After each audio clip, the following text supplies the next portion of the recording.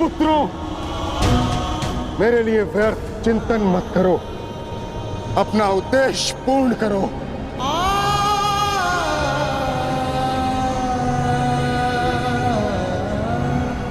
कर्म करो, प्रहार करो।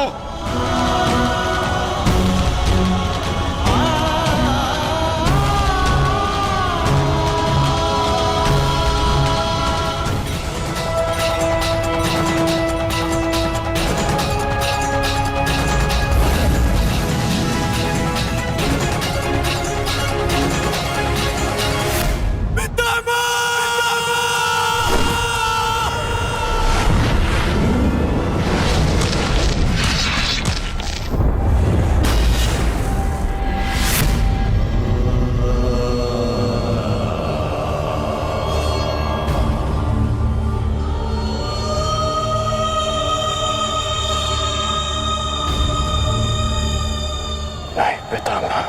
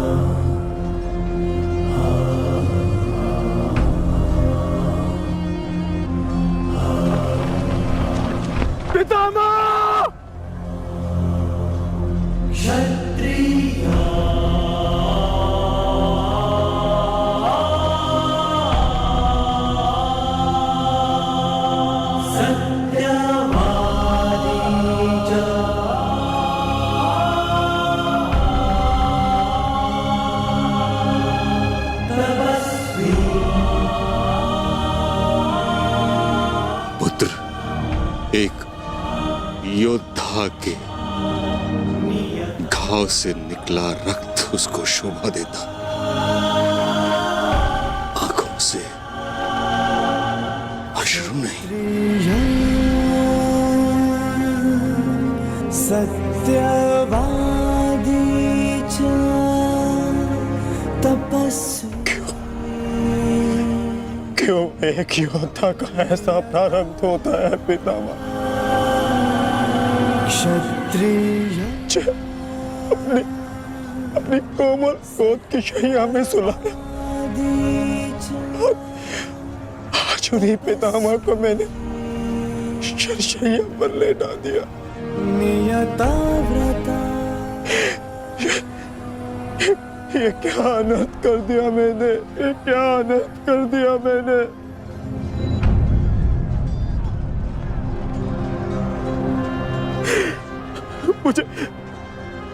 मुझे क्षमा कर दीजिए पितामह, मुझे क्षमा कर दीजिए। कर्तव्य पूर्ण करने पर आंखों में गर्व होना चाहिए पुत्र,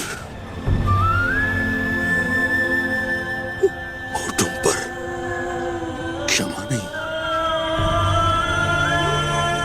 तुम सब भावनाओं के बंधन को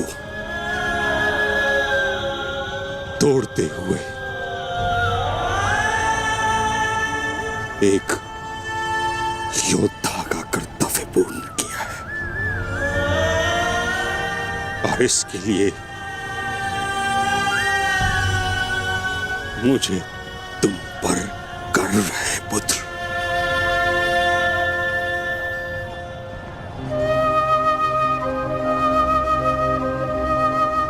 एक बात सदैव स्मरण रखना पुत्रों, परिस्थिति चाहे जो सदैव धर्म का साथ देना।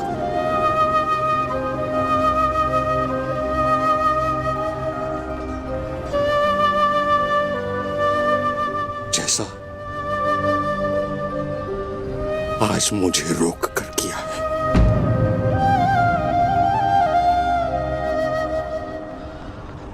मुझे अपनी भूल समझ आ गई है माधव। मैंने सदैव अपने वचन का पालन किया, परंतु इसी कारण अधर्म के मार्ग पर चला। जिस समय समाज को मेरी आवश्यकता थी, उस समय मैंने समाज का त्याग किया, किंतु आपने मुझे मेरी भूल का आभास कराया वासुदेव। आज मुझे लगा हर बाण मेरे हर अधर्म का परिणाम है। आज मैं अपने सभी पापों से मुक्त हो रहा हूं।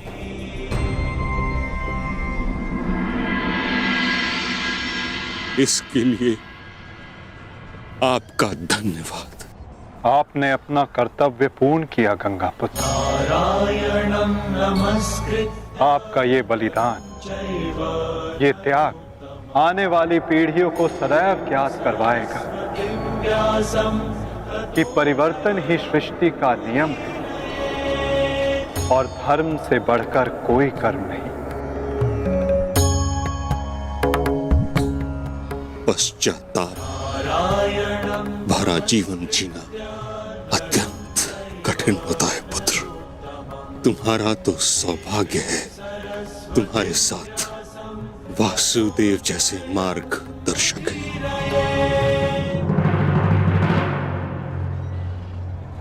युधिष्ठिर।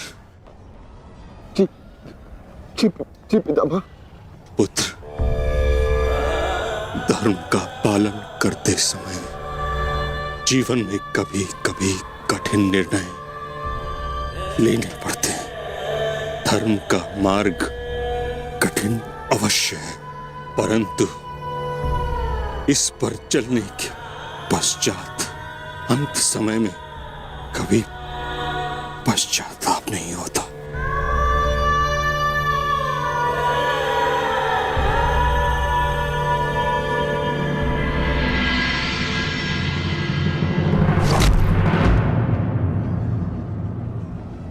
पितामह!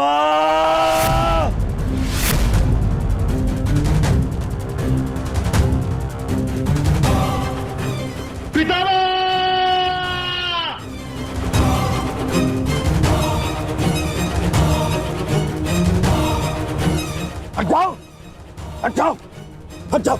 हट जाओ!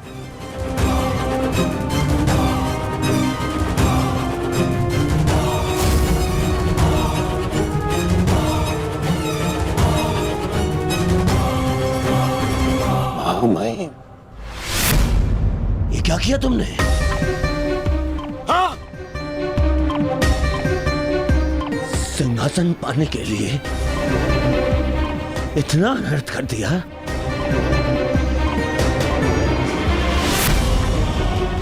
नहीं, मैं प्रतिकार लूंगा।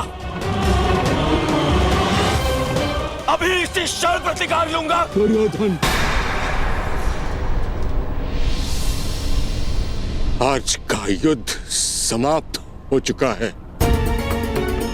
अर्जुन ने वही किया जो उसके स्थान पर तुम करते।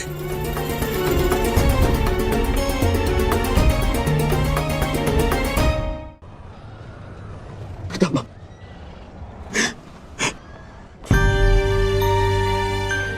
ये क्या हो गया पितामह? ये क्या हो गया? ये पितामह, आपके सिर को कोई संभल नहीं है। आपको कष्ट हो रहा होगा ना? मैं अभी तकियों का प्रबंध करवाता हूं। अरे कोई तक... दुर्योधन पुत्र, एक योद्धा के जीवन में भोग विलास का समय नहीं। जिसने शैया दी है वही मुझे तकिया भी प्रस्तुत करेगा। ऐसा संबल जो एक योद्धा के अनुकूल हो।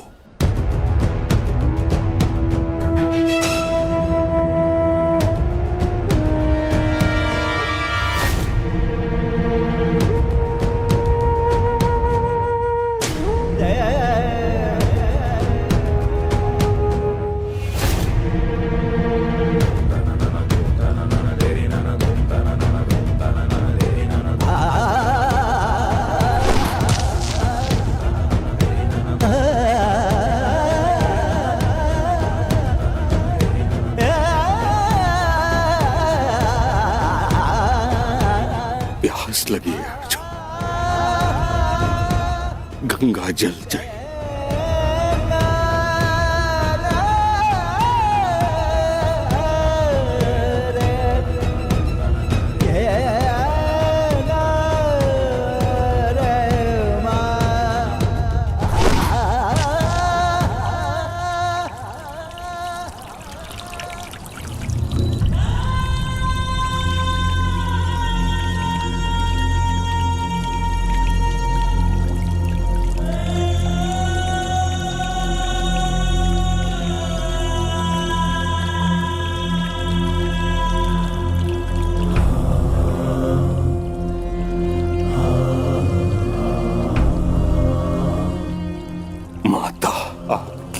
गोद में विश्राम करने का समय आ गया है।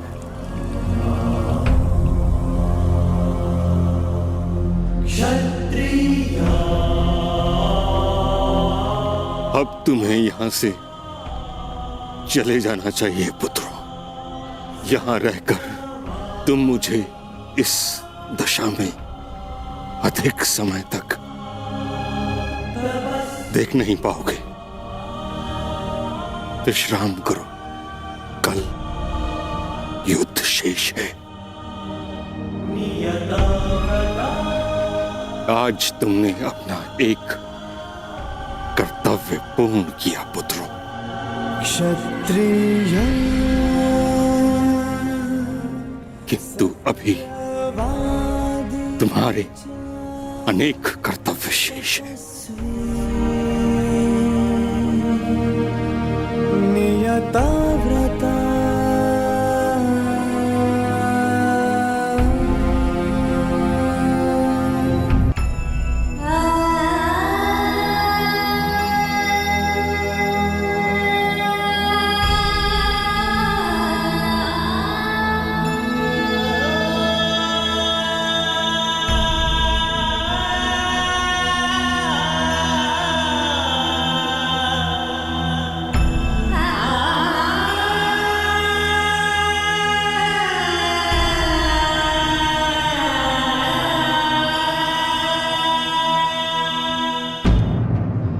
कर्ण,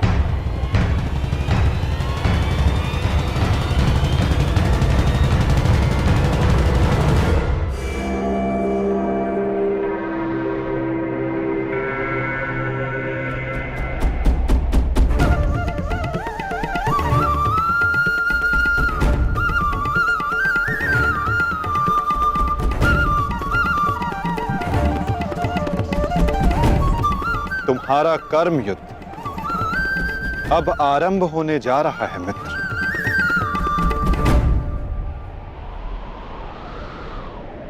कल तुम युद्ध भूमि में प्रवेश करोगे,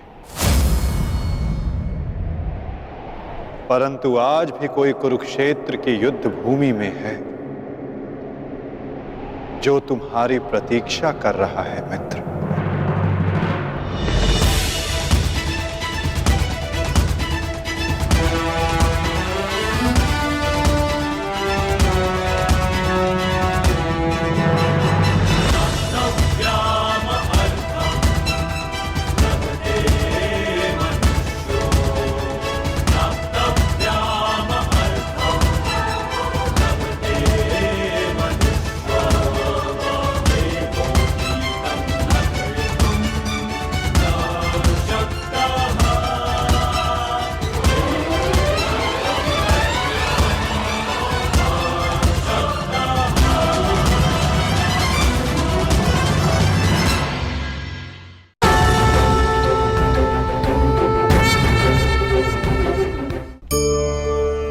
मनुष्य बड़ा आशावादी होता है, होना भी चाहिए। जब वो हर स्थान पर पराजित हो जाता है, हर मोड़ पर असफल हो जाता है, टूट जाता है, तो वो कहता है कि यदि भगवान ने एक द्वार बंद किया है तो वो दूसरा द्वार अवश्य खोल देंगे। आपके साथ भी ऐसा ही होता है ना? तो बताइए, यदि ये सत्य है तो ऐसा क्यों होता है कि कई लोग असफल होते हैं, कईयों को वो द्वार दिखाई ही नहीं देता? क्या भगवान आपके साथ छल कर रहे हैं? नहीं, भगवान आपके साथ छल नहीं करते। आपका मन है जो आपके साथ छल करता है। मन जिसमें मोह है। अब भगवान कहें या नियति, वो ना द्वार खोलती है ना द्वार बंद करती, ऐसा हमारा मन समझता है।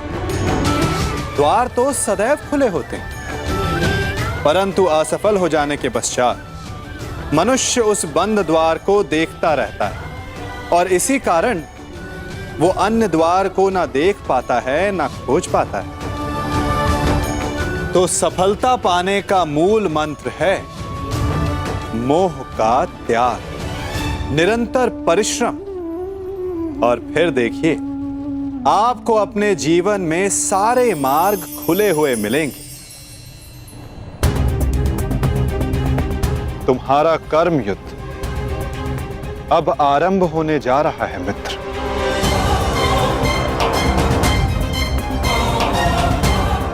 कल तुम युद्ध भूमि में प्रवेश करोगे, परंतु आज भी कोई कुरुक्षेत्र की युद्ध भूमि में है जो तुम्हारी प्रतीक्षा कर रहा है मित्र।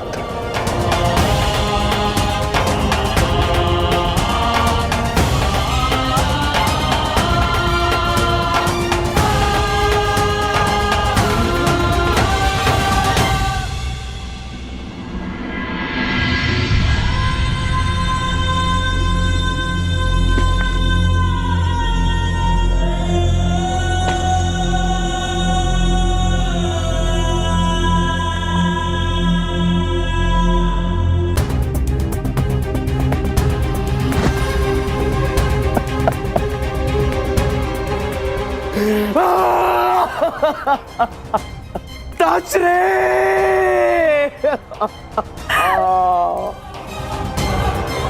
ये भयंकर है संजय, ये महाविनाश का प्रारंभ है संजय। वो वट वृक्ष गिर गया संजय, जिसकी छाया में हस्तिनापुर और मेरे पुत्र सुरक्षित थे। अब कौन करेगा कुरुवंश की रक्षा?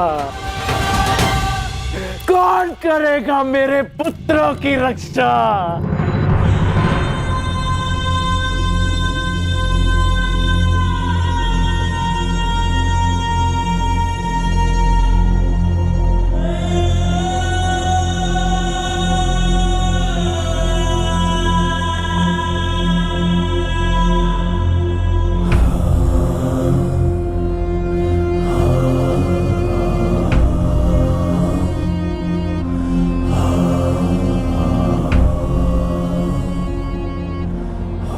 कुरुक्षेत्र में तुम्हारा स्वागत है अंगराज।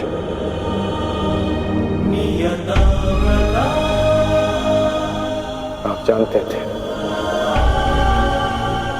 आप जानते थे कि मैं माता कुंती का ज्येष्ठ पुत्र हूं। पितामह, यदि आप जानते थे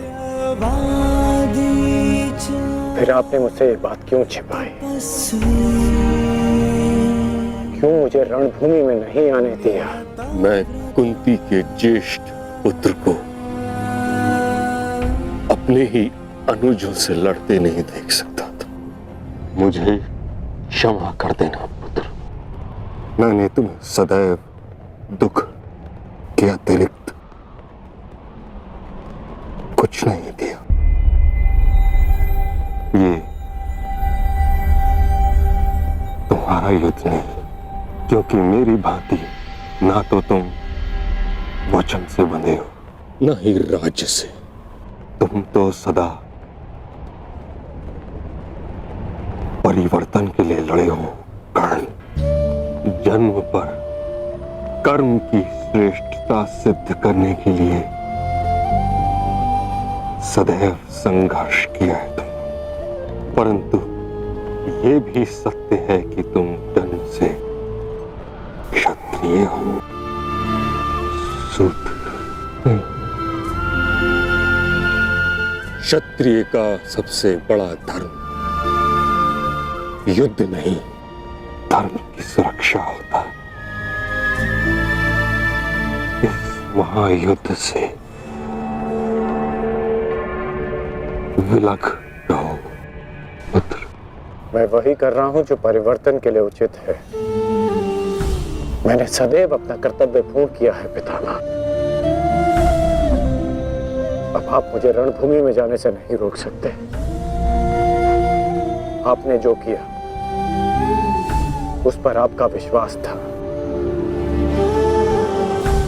मैं जो करूंगा उस पर मेरा विश्वास है, और मेरा विश्वास है कि दुर्योधन युधिष्ठिर से कहीं अधिक सक्षम शासक है।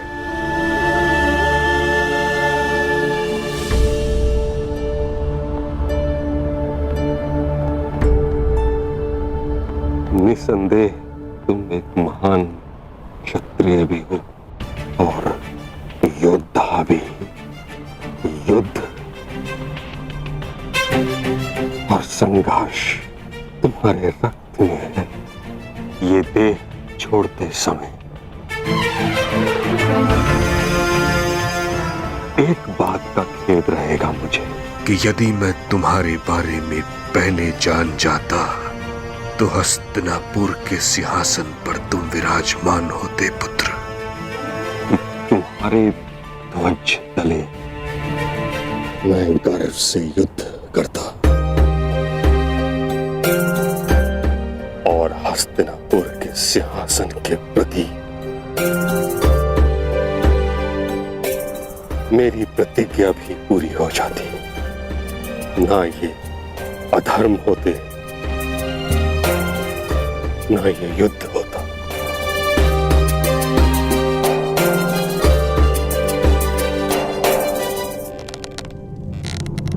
तुम्हारे पुत्र हस्तिनापुर की रक्षा बनेंगे, यही इनका कर्तव्य है और यही नियति है।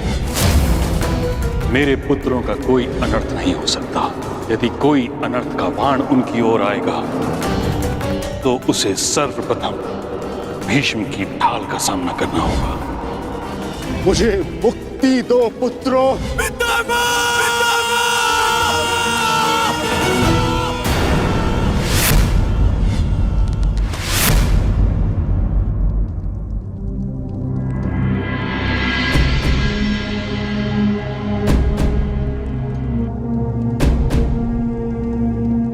पार्थ,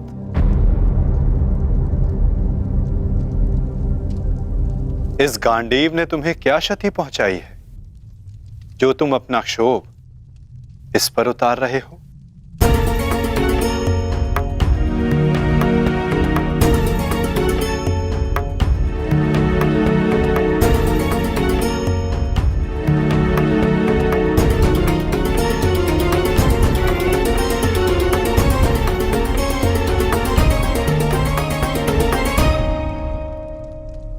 आज तुमने जो किया निस्संदेह बहुत कठिन था पार्थ। बहुत साहस चाहिए अपने श्राद्धेय पर प्रहार करने के लिए, और ऐसा करके मनुष्य का मन टूट जाता है, अशांत हो जाता है।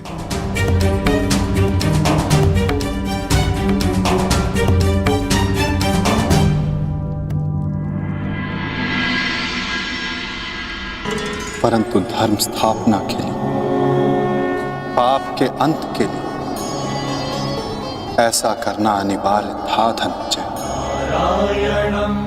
परंतु पार्थ, अब समय अशांत रहने का नहीं, अपने मन, अपनी शक्तियों को, अपने कौशल को एकाग्र करके केंद्रित करने का है पार्थ। तुम्हारे समक्ष अब तक वास्तविक चुनौती नहीं आई थी, परंतु अब वास्तविक चुनौती का आरंभ हुआ है पार्थ। अब तक युद्ध भूमि में जो तुम्हारे समक्ष थे, वो केवल तुम्हारे प्रहारों को रोक रहे थे, परंतु अब कल जो युद्ध भूमि में तुम्हारे समक्ष होगा, वो अपने सबसे घातक प्रहार तुम पर करेगा पार्थ।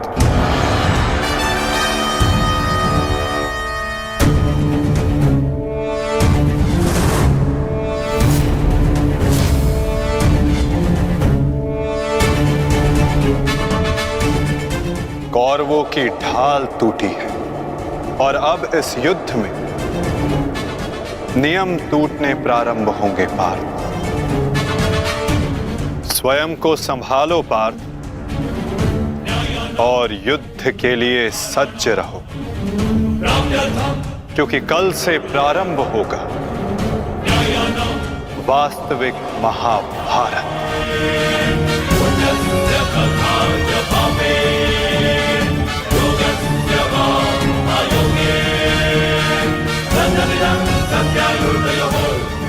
मैं युद्ध के लिए सज्ज हूं माता।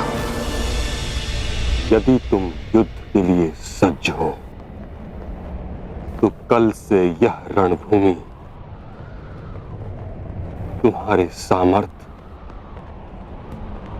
और पराक्रम की साक्षी बनेगी। मुझे विश्वास है तुम्हारी गौरव गाथा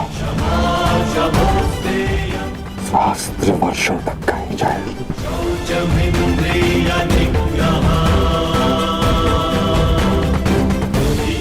मैं आशा करूंगा कि इस युद्ध के पश्चात मैं गौरवशाली योद्धा कर्ण से भेंट कर सकूं।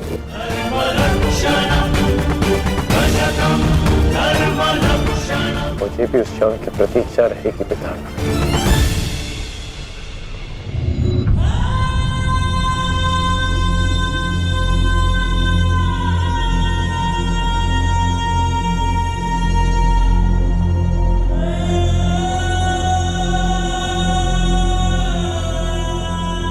नियति का लिखा मैं नहीं बदल पाया कुंती। वर्षों जिस द्वंद को मैं और तुम रोकते रहे, कल से वो प्रारंभ होगा। कल तुम्हारे दोनों पुत्र रणभूमि में एक दूसरे के विपक्ष में खड़े होंगे, एक दूसरे के रक्त के प्यासे।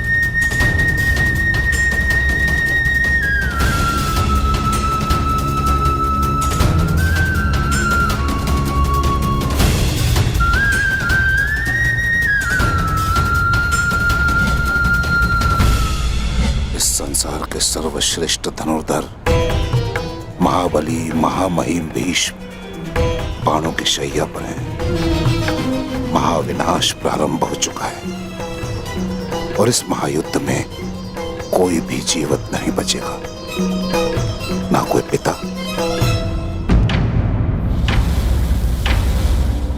और ना ही पुत्र।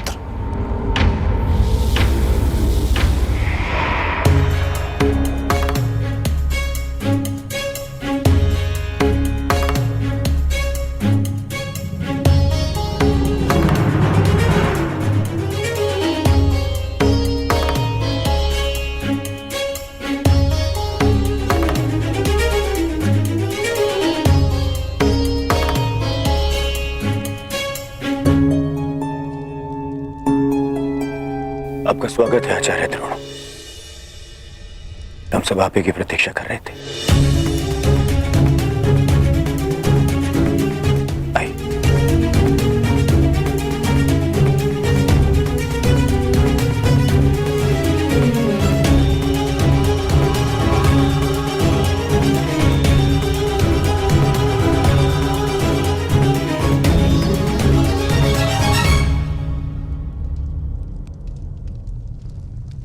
मेरी मंत्रणा स्मरण है न मेरे होने वाले सम्राट?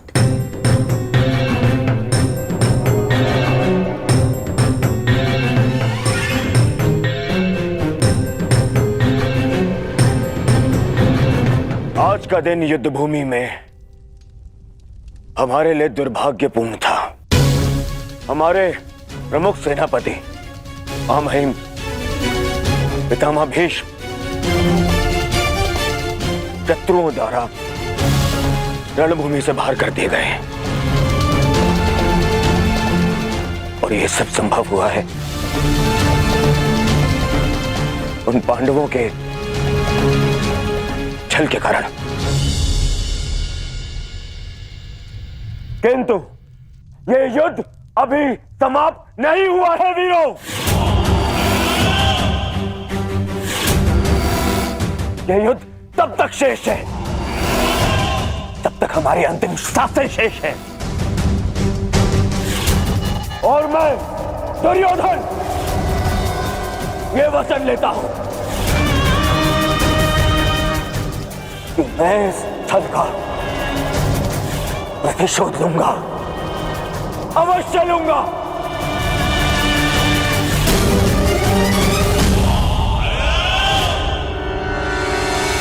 परंतु सेना का नेतृत्व करने के लिए एक कुशल सेनापति का होना आवश्यक है और मेरे इस सेना का नेतृत्व कौन करेगा इसका निर्णय मैं ले चुका हूं। हमारी सेना का नेतृत्व करेगा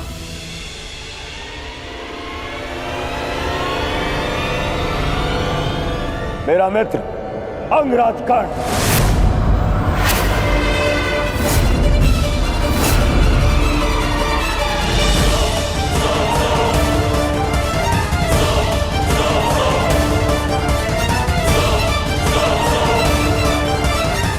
बस दुर्योधन,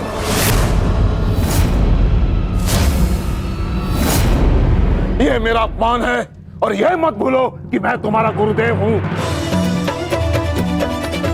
और मैं अपने इस अपमान को कदापि सहन नहीं करूंगा। मराठा है।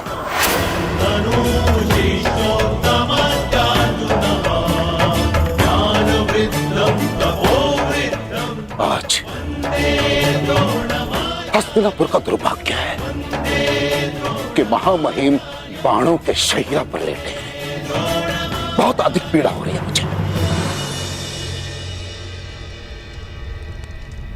मुझे हस्तिनापुर लाया गया महामहिम द्वारा और किसी का द्वारा नहीं।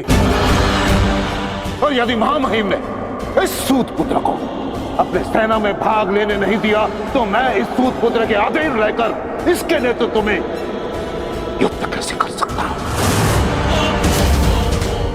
इसी कारण मैंने निर्णय लिया है कि मैं और अश्वत्थामा आज अभी और इस क्षण से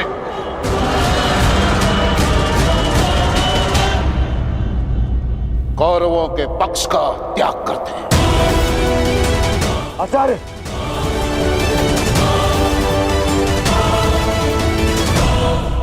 क्षमा करे पिताश्री, किंतु कर्ण के अधीन रहकर मुझे युद्ध लड़ना है या नहीं,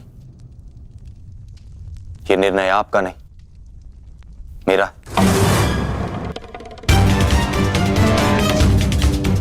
आप मेरी ओर से निर्णय नहीं ले सकते। बस, अपने पिता और आचार्य से विवाद करने की अनुमति ना तो धर्म देता है और ना ही तुम्हारे भीतर का योद्धा। और एक योद्धा भी किस पक्ष से युद्ध करेगा, इसका निर्णय ना तो उसके आचार्य लेंगे और ना ही उसके पिताश्री।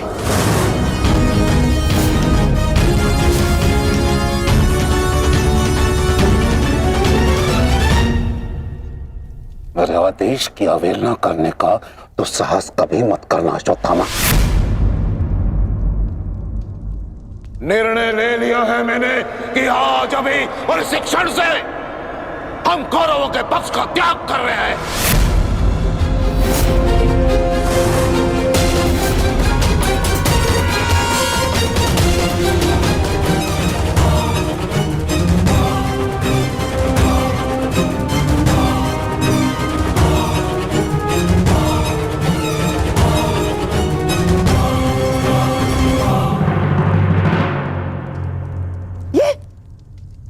ये क्या किया तुमने?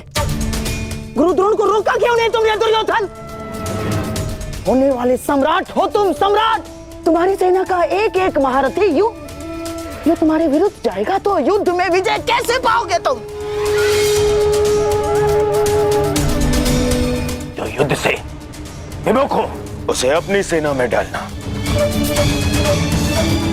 अपने योद्धाओं को संकट में डालने के समान होता है मामाश्री।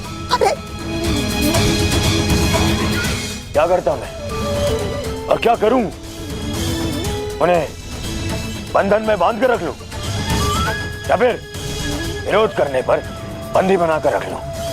आप जानते हैं यह संभव नहीं है, किंतु मैं जानता हूं कि मैं जो कर रहा हूं उचित कर रहा हूं। उचित नहीं कर रहे हो तुम। समझने का प्रयास करो दुर्योधन। हमें विजय पाने के लिए गुरु द्रोणाचार्य की आवश्यकता है। मुझे मेरे मित्र के अतिरिक्त और किसी की आवश्यकता नहीं है मामाश्री।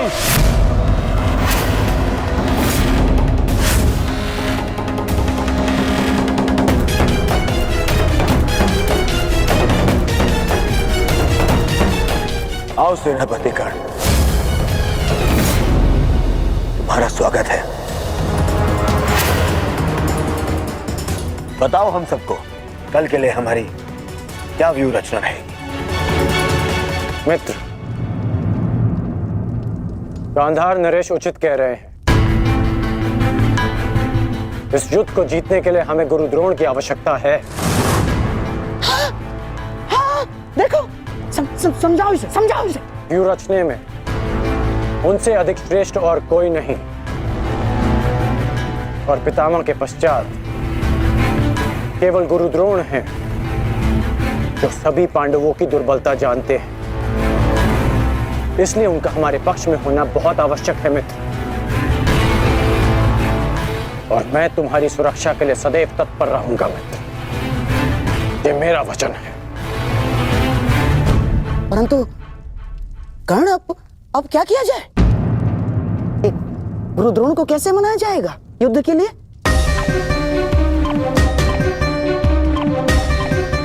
मेरे पास उपाय है। हाँ, कैसा उपाय अंगराज? गुरु द्रोण कल युद्ध में प्रस्तुत रहेंगे।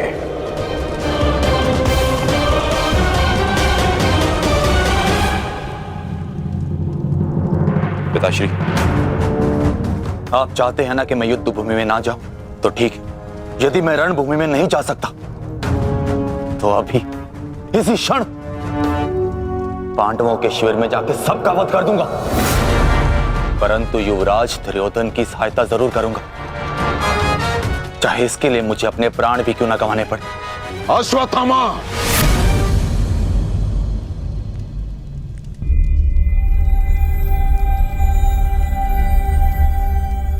समझने का प्रयत्न करो। तुम दुर्योधन की कोई मदद नहीं कर सकते, उल्टे तुम अपने प्राण संकट में डाल लोगे। और इसी कारण मैं नहीं चाहता कि तुम इस युद्ध में भाग लो, क्योंकि मैं तुम्हें इस प्रकार खोना नहीं चाहता। अब मैं कोई बालक नहीं हूं पिताश्री, अपने निर्णय स्वयं लेना चाहता और ऐसा करने में मैं सक्षम भी हूं। प्रणिपात।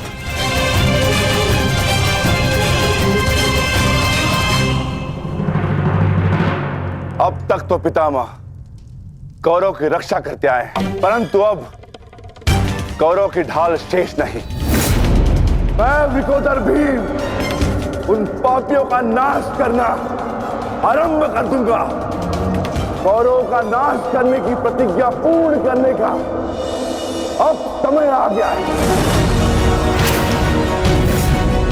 हाँ भ्राताश्री, जिसकी प्रतीक्षा थी वो समय आ गया।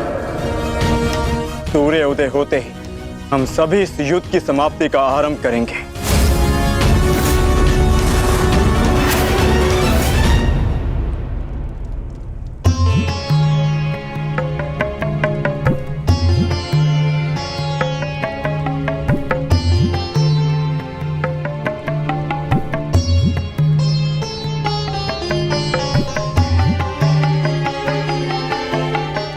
आइए महाराज, अच्छा हुआ आप आ गए। मेरा स्वयं ही आपसे बात करने का मन हो रहा था। जब से ये युद्ध आरंभ हुआ है गांधारी, तुम इन दीपकों का विशेष ध्यान रख रही हो, परंतु क्यों? मेरे सभी पुत्र उस युद्ध में गए हैं महाराज, और इसीलिए मैंने इन 100 दीपकों को अपने 100 पुत्रों की लंबी आयु की प्रार्थना के लिए जलाया है। अब ये 100 दीपक मेरे 100 पुत्रों की आयु का एकमात्र सहारा है। कहीं इन दीपकों को संभालते संभालते तुम अपने हाथ न जला लेना गांधारी। नहीं महाराज, जब एक माता अपने शिशु को जन्म देती है तो उसे अपने आप ही ज्ञात होता है कि उसका शिशु क्यों रो रहा है। एक पुत्र को कभी अपनी माता को अपने रुदन का कारण बताने की आवश्यकता नहीं होती। इसी प्रकार मुझे इस बात का अनुमान हो जाता है कि इनमें से किस दीपक को तेल की आवश्यकता है और किसे नहीं, और इसके लिए मुझे नेत्रों की आवश्यकता नहीं है। तो पूछो अपने इन दीपकों से कि मेरे पुत्रों की रक्षा कौन करेगा? कौन? मैंने अभी भी आशा नहीं छोड़ी है महाराज। तात श्री के पश्चात द्रोणाचार्य हमारे पुत्रों की रक्षा करने में सक्षम है।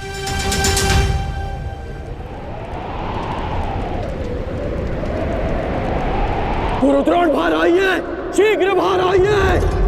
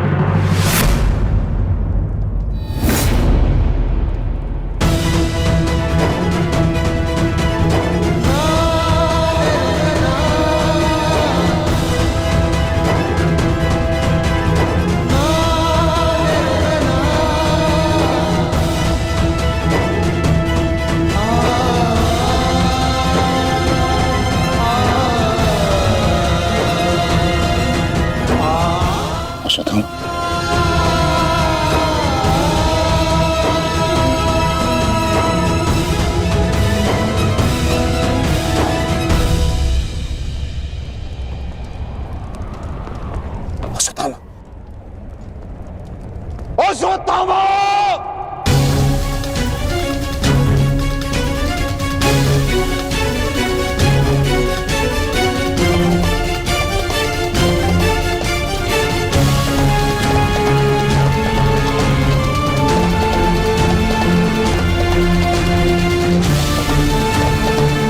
किसने किया ये सब पंगा? उत्तर दो मुझे! किसने किया? पांडव।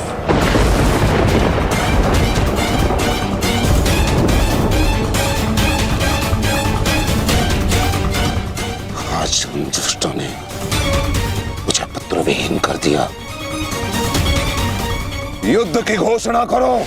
मैं उनके संपूर्ण वंश को एक साथ समाप्त कर दूंगा अंगराज।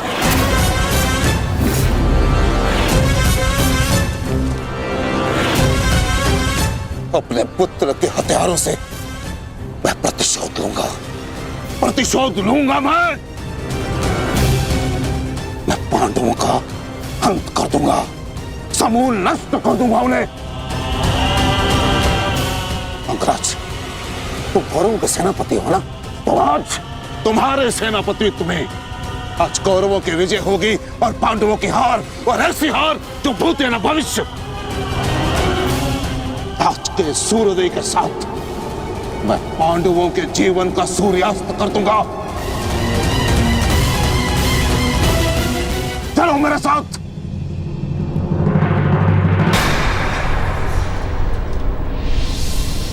अब किस बात की प्रतीक्षा है अंगराज? सूर्योदय होने वाला है, चलो मेरे साथ। परंतु आप तो एक सूत पुत्र के अधीन युद्ध में भाग नहीं लेना चाहते थे आचार्य।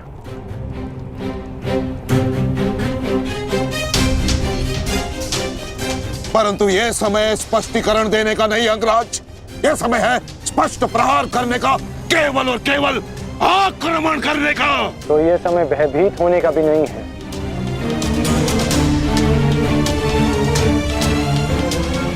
घुमा फिरा के बातें मत करो अंगराज, जो कहना है स्पष्ट रूप से कहो। कहना क्या चाहते हो तुम? सत्य कहना चाहता हूं आचार्य। आपने ये युद्ध मेरे सूत पुत्र होने के कारण नहीं छोड़ा था।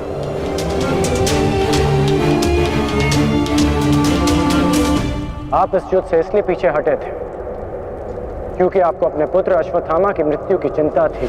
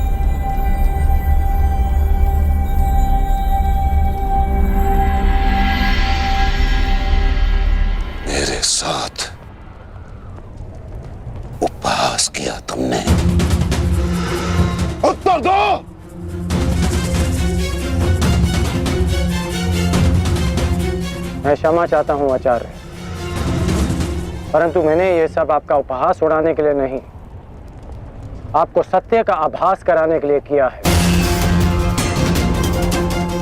मैं केवल उस योद्धा को चिंता के भंवर से निकालना चाहता था जिसकी इस समय कौरव सेना को सबसे अधिक आवश्यकता है। आपके युद्ध न लड़ने का कारण मुझे आरंभ से ही ज्ञात था।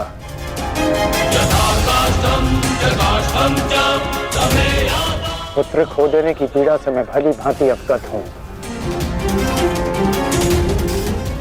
परंतु इसका अर्थ ये नहीं कि एक योद्धा अपना कर्तव्य निभाना भूल जाए। जो आक्रोश आपने अभी दिखाया, यदि वही आक्रोश आप युद्ध भूमि में रखेंगे तो ये मेरा विश्वास है कि आप कौरव सेना और अपने पुत्र को सदैव सुरक्षित रख पाएंगे।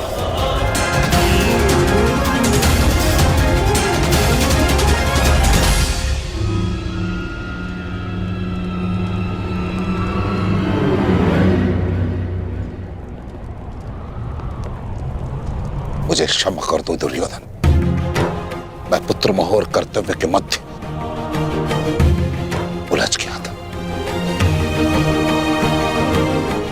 बहुत कुछ भूल गया था। क्षमा कर दो मुझे।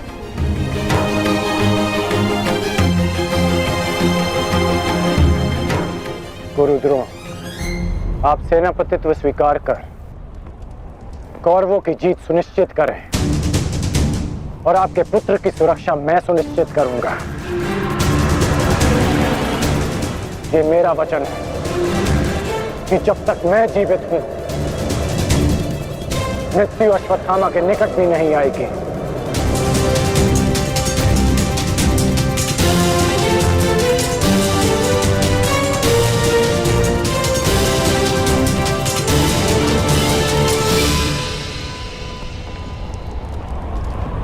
आपको इस प्रकार कष्ट देने के लिए मैं आपसे क्षमा चाहता हूं पिताश्री, किंतु आपका पुत्र और एक शिष्य होने के नाते मैं आपको अपयश का भागी होने से बचाना चाहता हूं। पिताश्री, मैं आपसे एक वचन मांगना चाहता हूं कि जिस क्षण आप रणभूमि में उतरेंगे, उसी क्षण आप अपने हृदय से मेरे प्रति पुत्र मोह को त्याग दें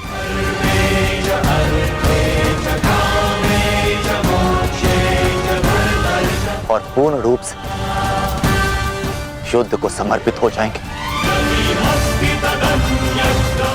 वचन दीजिए पिताश्री, मुझे वचन दीजिए।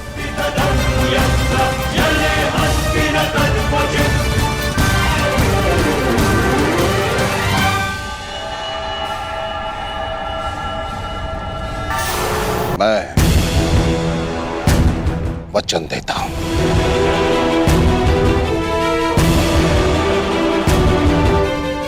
सूर्योदय होने वाला है, आओ युद्ध की तैयारियां करें। मुझे गर्व है कि मैं सेनापति द्रोणाचार्य के ध्वज के नीचे युद्ध करूंगा।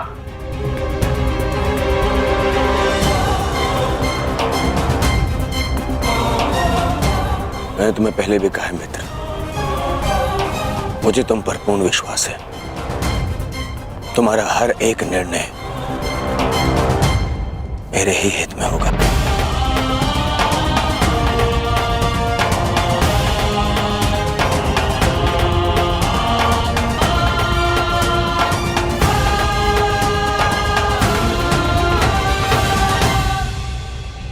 अद्भुत अंगराज, अद्भुत।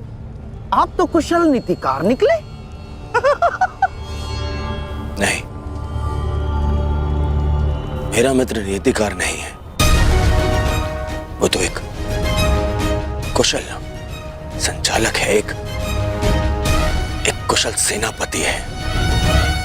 कर्ण, मैं आज बहुत प्रसन्न हूं और गर्व का अनुभव कर रहा हूं कि तुम मेरी ओर से युद्ध लड़ रहे हो।